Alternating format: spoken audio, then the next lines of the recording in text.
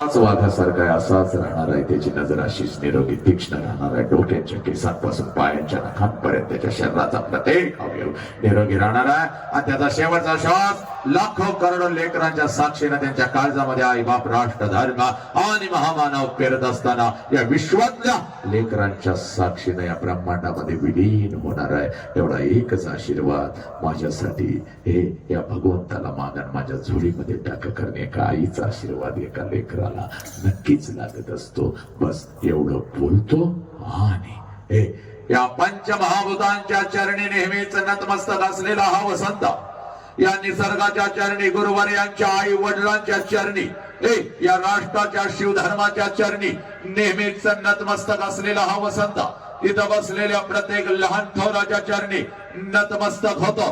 आणि मी तर थांबतो. वंदे मातरम. जय हिंद, जय भारत, जय भीम, जय शिवराय, जय श्रीराम, जय श्रीराम, जय श्रीराम. हे ध्वनीसाठी, साऊंडसाठी एकदा जोरात टाळ्या वाजवा. ज्यांनी मला राष्ट्राला पोहोचवलं त्या छायाचित्रकारांच्यासाठी एकदा जोरात टाळ्या वाजवा. सब मंगल, सब आनंद.